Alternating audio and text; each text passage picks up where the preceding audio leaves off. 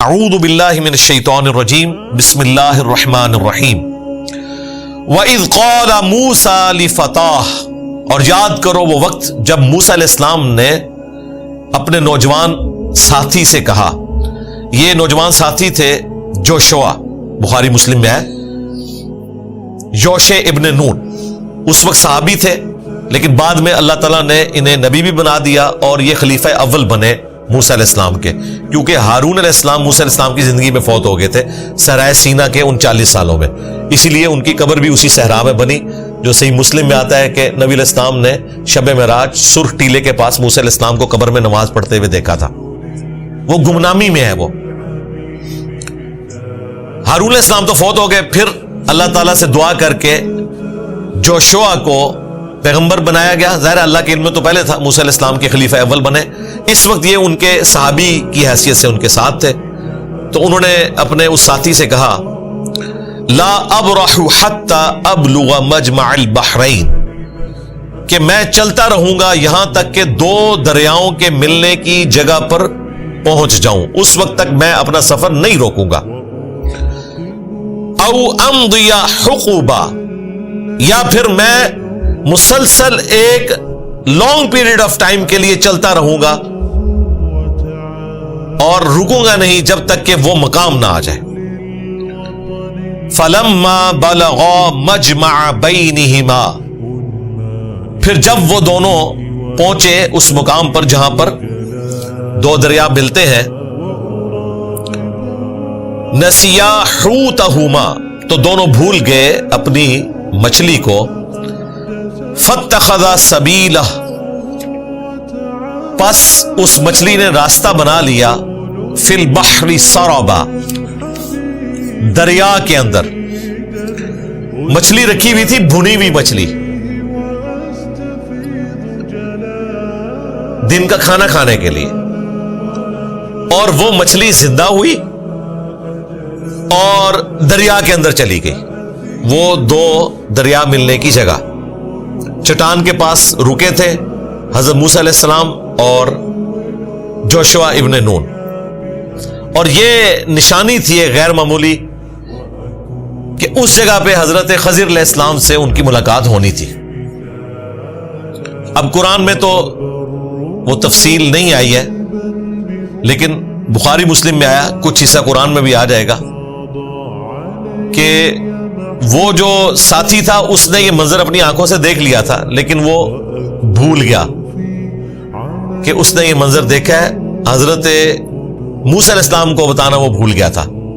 جب موسیٰ علیہ السلام نے اس کو یاد کروایا کہ ہم تو اب تھک چکے ہیں، حالانکہ انہوں نے کہا تھا ہم چلتے رہیں گے ایک لمبی مدت کے لیے جب تک کہ اس مقام کو نہ پا لیں. اب ان کو بھوک لگ گئی. وہ بخاری مسلم میں آیا کہ بھوک اس لیے لگی کہ وہ اس مقام سے آگے چلے گئے تھے، اگر اس مقام تک وہ رہتے تو ان کو بھوک بھی نہ لگتی.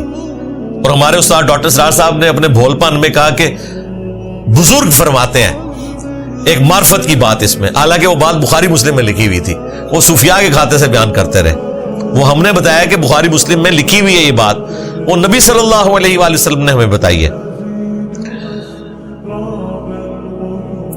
دریا میں اس نے ایک سرنگ بنائی، یعنی ایک ایکسٹراڈنری واقعہ ہوا اور وہ بھنی ہوئی مچھلی اس کے اندر چلی گئی. ظاہر بہت بڑا واقعہ اور یہ نشانی تھی.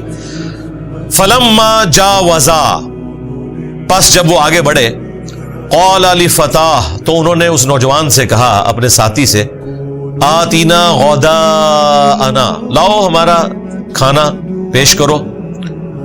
لقد لقینا من سفرنا ھذا نصبا، بے شک اس سفر کی مشقت کی وجہ سے ہم تھک چکے ہیں، یہ مشکل سفر ہے. قال، تو ساتھی نے کہا، ارأیت اذ اوینا الی الصخرہ، انہوں نے کہا کہ موسیٰ علیہ السلام آپ نے غور نہیں کیا کہ جب ہم اس چٹان کے پاس رکے تھے تھوڑی دیر ریسٹ کرنے کے لیے، فإنی نسیت الحوت، تو میں مچھلی بھول گیا. وما انسانیہ الا الشیطان، اور یہ مچھلی کا معاملہ مجھے نہیں بھلایا مگر شیطان نے، ان اذکرہ، کہ میں آپ سے اس کا ذکر کرتا. ویسے یہ ہے غیر معمولی بات ہے. کہ پکی پکائی مچھلی زندہ ہو کر دریا میں چھلانگ لگا دے، یہ واقعہ تو انسان بھول ہی نہیں سکتا. اسی ٹائم اس نے شور مچا دینا تھا کہ حضرت ہے تو کوئی، لیکن بھول گیا. ایسا معاملہ ہو سکتا ہے انسان کے ساتھ. وہ دیکھیں نا یوسف علیہ السلام کا ساتھی جو قیدی تھا، جس کو بشارت دی یوسف علیہ السلام نے کہ تم چھوٹ جاؤ گے اور اپنے مالک سے میرا ذکر کرنا، 9 سال تک وہ بھولا رہا. تو ایسا معاملہ ہو سکتا ہے. بہرحال جو اس قسم کی غلطی ہے اسے شیطان کی طرف ہی منسوب کرنا چاہیے، اور یہی کیا جوشوا ابن نون نے. انہوں نے کہا کہ شیطان نے مجھے بھلا دیا تھا آپ سے ذکر کرنا.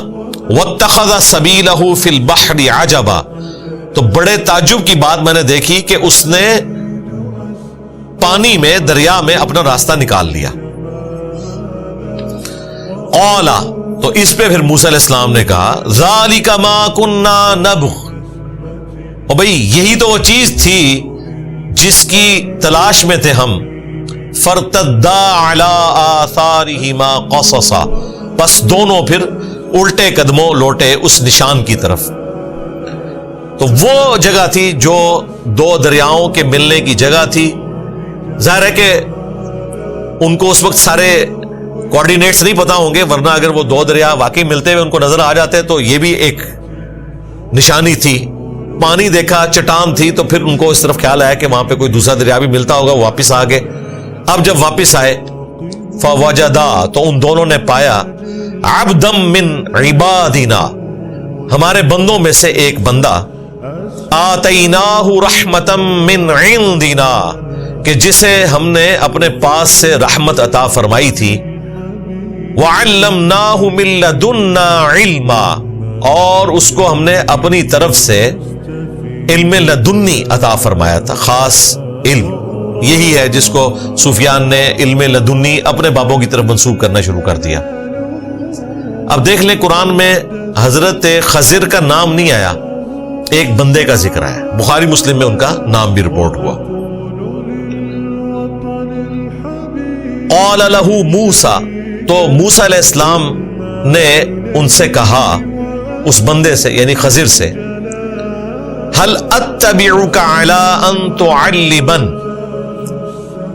کہ میں کیا آپ کے ساتھ کچھ ایسا وقت گزار سکتا ہوں کہ آپ مجھے سکھا دیں، مما علمت رشدا، اس میں سے جو اللہ تعالیٰ نے آپ کو خاص علم سکھایا ہے.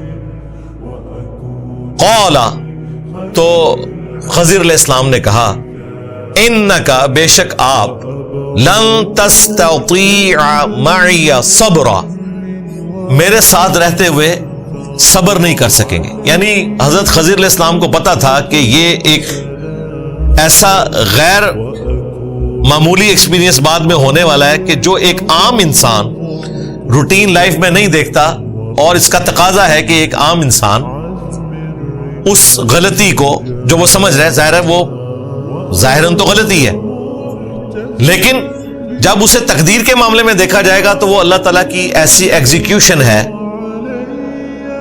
کہ اس کو آپ غلطی نہیں کہہ سکتے. لیکن عام آدمی کے اعتبار سے مثلا حضرت ملک الموت اسرائیل علیہ السلام اگر انسانی شکل میں آ کے کسی کی گردن مروڑ دیں تو ہم پہ واجب ہے کہ اسے روکیں، کیونکہ ہمیں تو نہیں پتا کہ ایسا ہو رہا ہے.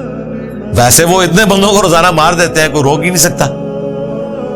تو یہ بھی ایک تکوینی معاملہ تھا جس میں موسیٰ علیہ السلام چونکہ پیغمبر ہیں، وہ کبھی بھی اس معاملے کے اوپر صبر نہیں کر سکتے تھے، اور خضر علیہ السلام کو پتا تھا کہ یہ صبر نہیں کریں گے. اس کی وجہ یہ کہ موسیٰ علیہ السلام اپنی جگہ بالکل درست ہے. اور دیکھ لیں موسیٰ علیہ السلام کی طرف سے پہلے ہی حضرت خضر علیہ السلام ایکسکیوز قبول کر رہے ہیں. وہ کیا کہہ رہے ہیں؟ وَكَيْفَ تَصْبِرُ عَلَى مَا لَمْ تُحِطْ بِهِ خُبْرًا، وہ کہتے ہیں تم اس معاملے میں صبر کیسے کر سکتے ہو جس کے معاملے میں تمہیں خبر ہی نہیں ہے. یعنی یہ وہ معاملہ ہے جو تمہارے ایکسپیرینس میں نہیں ہے، تو لہذا تمہارا صبر نہ کرنا اور اس ایکسپیرینس کے اوپر بولنا یہ جسٹیفائی ہے. اب دیکھیں موسیٰ علیہ السلام کیا کہتے ہیں، قال ستجدنی انشاء اللہ صابرا. تو موسیٰ علیہ السلام نے کہا کہ عنقریب انشاءاللہ آپ مجھے صابر ہی پائیں گے. اب دیکھیں موسیٰ علیہ السلام نے انشاءاللہ بھی کہا ہے، لیکن انشاءاللہ کی ایگزیکیوشن بالکل درست ہوئی ہے. ایک انسان کو بظاہر خلاف شرع واقعات کے اوپر اسی طریقے سے بولنا چاہیے. وَلَا أَعْصِي لَكَ أَمْرًا، اور میں اس معاملے میں آپ کی نافرمانی نہیں کروں گا. موسیٰ علیہ السلام کو گمان بھی نہیں تھا کہ آخر ایسے کون سے ایکسپیرینس مجھے کروائے جائیں گے کہ میں اس پہ صبر نہ کر سکوں. ان کا انشاءاللہ میں صبر کروں گا اور آپ مجھے ثابت قدم پائیں گے، آپ بے فکر رہیں. قال، تو حضرت خضر علیہ السلام نے کہا کہ پھر میری ایک شرط ہے.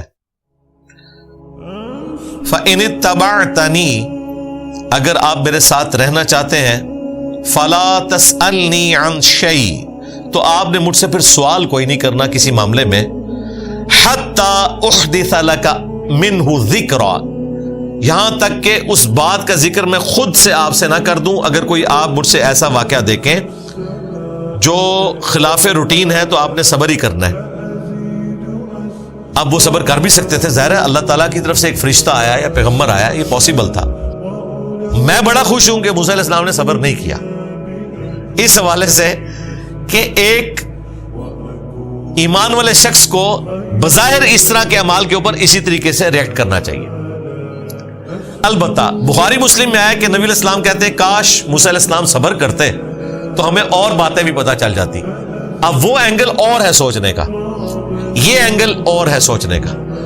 دونوں طرف سے دیکھا جائے تو اللہ تعالیٰ کی طرف سے یہ حکمت ظاہر ہوئی. موسیٰ علیہ السلام کا بولنا بھی اللہ تعالیٰ کی حکمت تھی، اور وہ 3 واقعات کے آگے نہ سکھانا بھی اللہ تعالیٰ کی حکمت تھی. بس اتنا ہی سکھانا تھا. لے جی اب وہ سفر کا آغاز ہو رہا ہے. فَانطَلَقَا، پس وہ دونوں چل پڑے.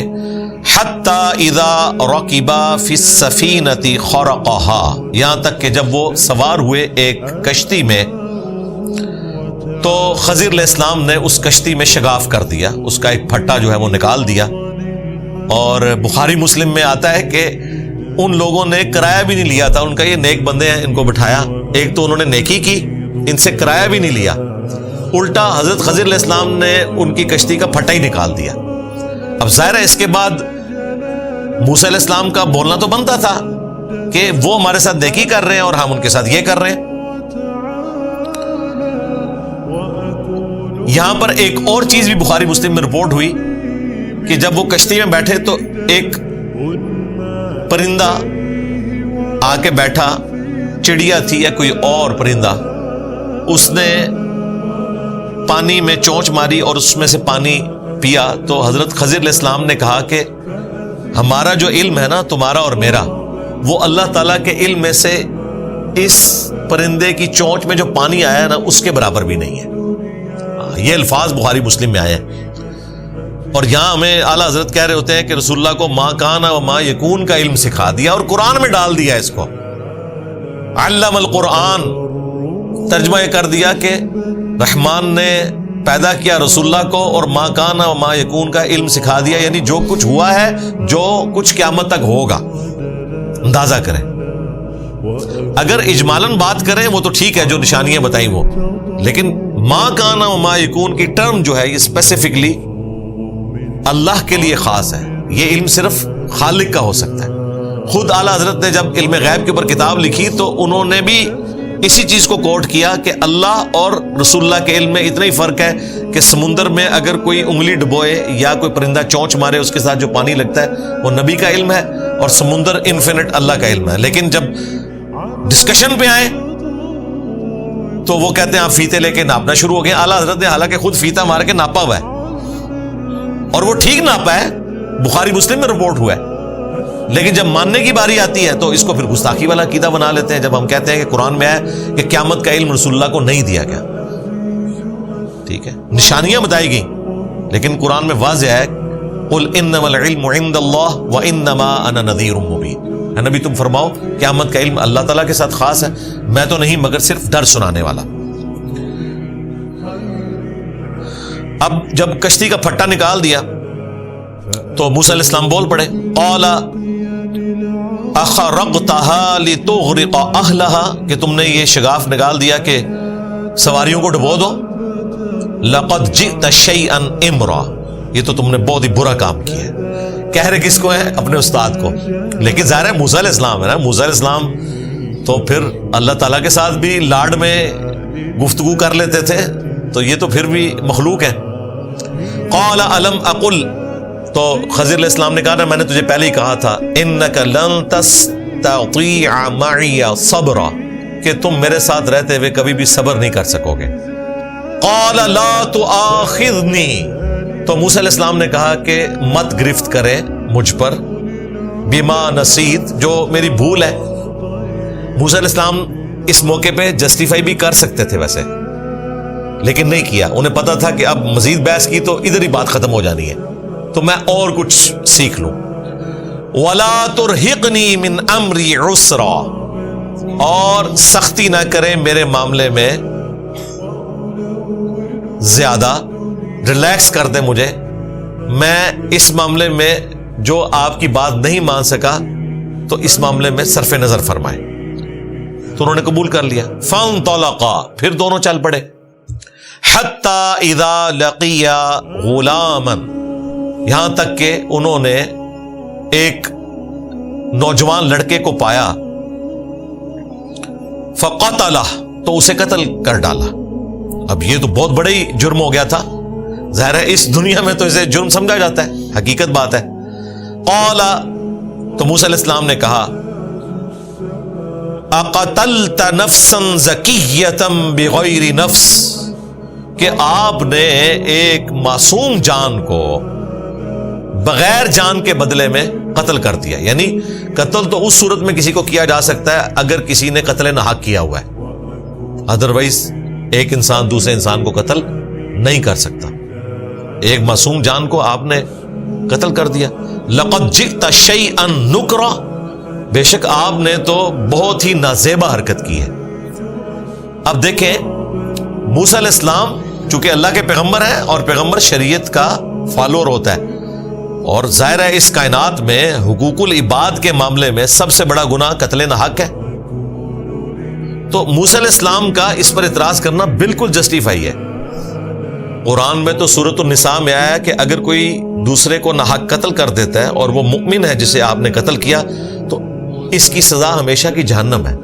تو موسیٰ علیہ السلام کا اس معاملے میں اعتراض کرنا اس فریم آف ریفرنس میں بالکل جسٹیفائی تھا. لیکن یہ معاملہ کچھ اور تھا. یہ اللہ تعالیٰ کا حکم ایگزیکیوٹ ہو رہا تھا موسیٰ علیہ السلام کے سامنے خضر علیہ السلام کے ذریعے، جو کہ عام حالت میں نہیں ہوتا. جو میں نے عرض کیا کہ آپ کے سامنے اگر حضرت اسرائیل علیہ السلام ملک الموت آ جائیں تو آپ تو جانتے نہیں ہوں گے کہ یہ اللہ تعالیٰ کی ڈیوٹی پوری کرنے آئے ہیں، تو آپ کسی کی جان ان کو نہیں لینے دیں گے. یہ نیچرل چیز ہے. تو یہ فزیکلی حضرت موسیٰ علیہ السلام کے سامنے اس قسم کا واقعہ ہو رہا تھا.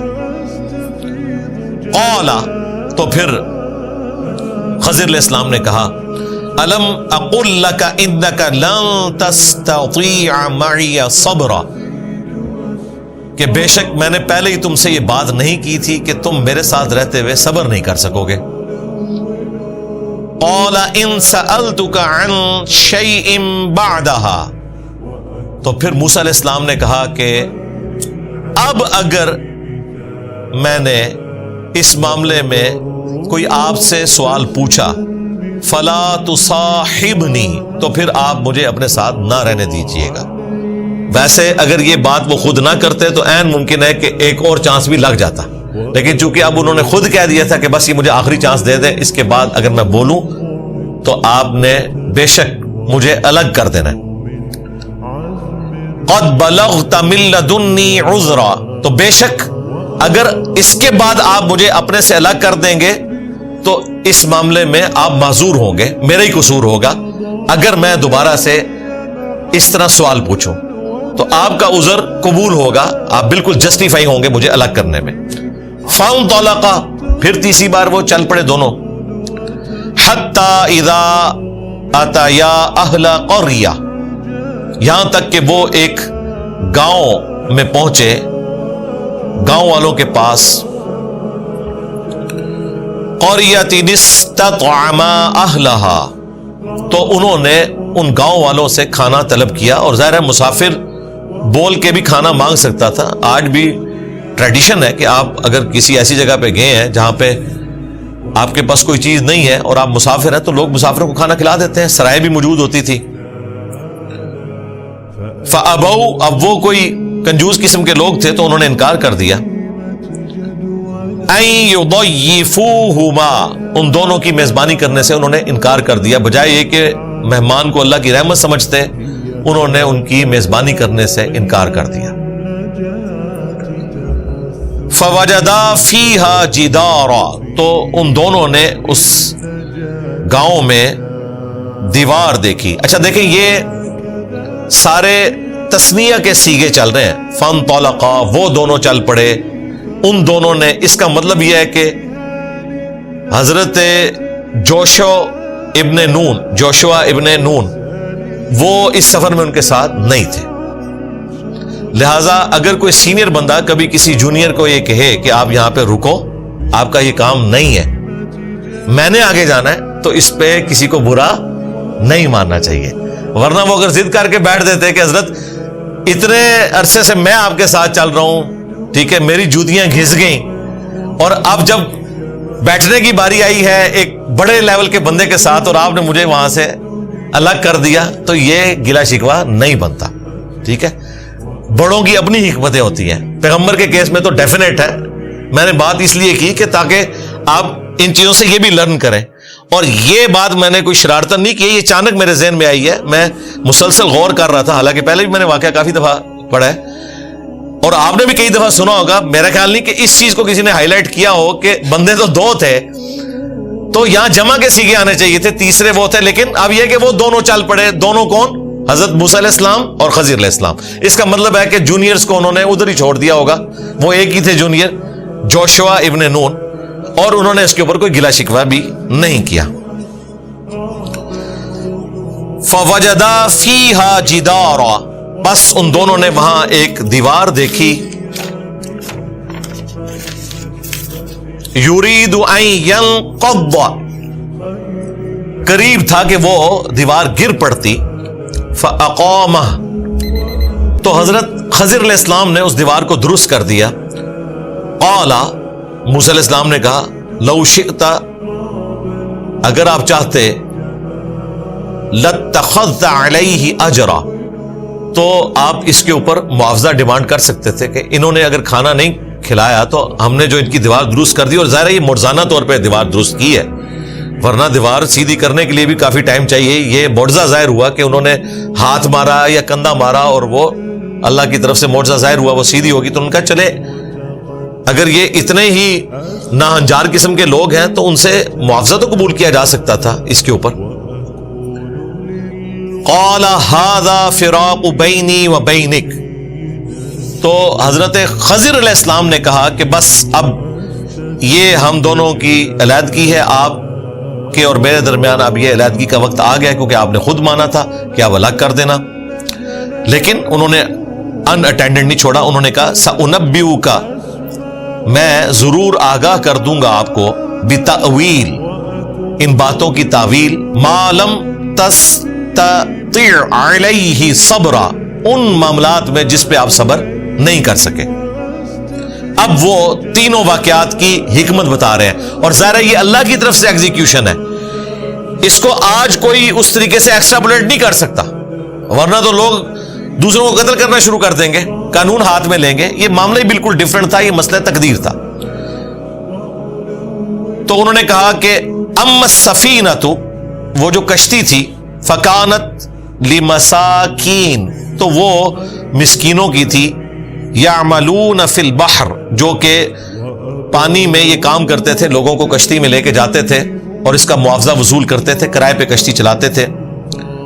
फ़अरदतु अन अईबहा, तो मैंने इरादा किया कि मैं उसे ऐब वाला कर दूं।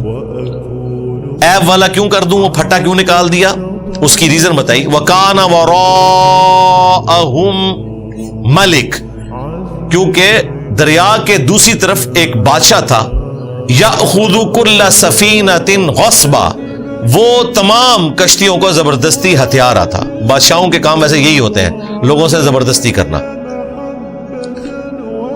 تو عیب والا اس لیے کر دیا کہ اس وقت اس کا پھٹا ہوا نکلا دیکھے گا تو بادشاہ وہ کشتی چھوڑ دے گا، بعد میں مرمت تو ہو جائے گی، لیکن اگر کشتی جاتی رہی تو ان کی تو روزی روٹی اس کے ساتھ وابستہ ہے۔ مراد یہ کہ اس شر کے اندر یہ خیر چھپی ہوئی تھی جو سورۃ البقرہ میں آیا کہ بس اوقات کسی چیز سے تم کراہت محسوس کرتے ہو، اس میں تمہارے لیے خیر ہوتی ہے، اور بعض اوقات کسی چیز کو تم محبوب رکھ رہے ہوتے ہو، اس میں تمہارے لیے شر چھپا ہوتا ہے۔ ہم بھی ہوتے ہیں تو ہم یہی سمجھتے ہیں۔ تو اس سے مسئلہ تقدیر سمجھایا جا رہا ہے کہ بظاہر اگر کوئی اللہ کی طرف سے تکلیف آتی ہے تو ان دا لانگ ٹرم آپ یہ عقیدہ رکھیں کہ آپ کے حق میں یہی بہتر ہے، جس طرح کہ ان کو نہیں پتا تھا کہ ان کے حق میں یہ بہتر ہے، اس وقت تو ہو سکتا ہے انہوں نے دل میں کہا بھی ہو کہ ان سے کرایہ بھی نہیں لیا، جو بخاری مسلم میں آیا کہ کرایہ بھی نہیں لیا تھا اور انہوں نے ہمارے ساتھ یہ کیا، لیکن ان کو بہرحال اس وقت پتا چل گیا ہوگا کہ جب بادشاہ نے ان کی کشتی چھوڑ دی تو انہوں نے اس وقت یہ کہا ہوگا کہ شکر ہے کہ اس نے یہ حرکت کی تھی۔ یہ بات پھر بھی نہیں پتا چلی ہوگی کہ وہ اللہ کے کہنے پہ کی ہوئی ہے، اللہ نے حالات و واقعات ایسے بنائے ہیں۔ اس کیس میں تو حضرت خضر کر رہے تھے نا، لیکن پریکٹیکل فیلڈ میں یہ بھی ہو سکتا ہے کہ کشتی جا کے کسی پتھر کو لگ جائے یا بیٹھتے ہوئے اس کا کوئی پھٹا ڈیمیج ہو جائے، کوئی اس طرح کا معاملہ۔ یہاں تو وہ بندہ سامنے آ گیا نا، جس طرح کہ اگلا جو واقعہ وہ تو انتہائی حیران کن ہے۔ وَأَمَّا الْغُلَامُ، اور جو لڑکا تھا، فَكَانَ أَبَوَاهُ مُؤْمِنَيْنِ، تو اس کے ماں باپ جو ہیں وہ مؤمن ہیں۔ فَخَشِينَا، پس ہمیں خدشہ ہوا، ڈر ہوا، أَن يُرْهِقَهُمَا طُغْيَانًا وَكُفْرًا، کہ اس بچے کی وجہ سے وہ ماں باپ اللہ کی نافرمانی اور کفر پر اتر آئیں گے، یعنی جوانی کی عمر کو پہنچے اور وہ ادھر بھی ہوتا ہے، رو رو کے بیٹا ڈیمانڈ کرتے ہیں اور بیٹا ماں باپ کو ذلیل کروا کے رکھ دیتا ہے، نشے میں پڑ جاتا ہے، سارا سامان بیچ دیتا ہے، بہنوں کا حصہ بھی کھا جاتا ہے، پھر ماں باپ کہتے ہیں کہ اللہ تعالیٰ اسے واپس ہی لے لے، اس طرح بھی ہو جاتا ہے۔ تو موسیٰ علیہ السلام سے حضرت خضر علیہ السلام نے فرمایا کہ ہمیں ڈر ہوا کہ یہ اپنے ماں باپ کو طغیانی میں مبتلا کر دے گا، کفر میں۔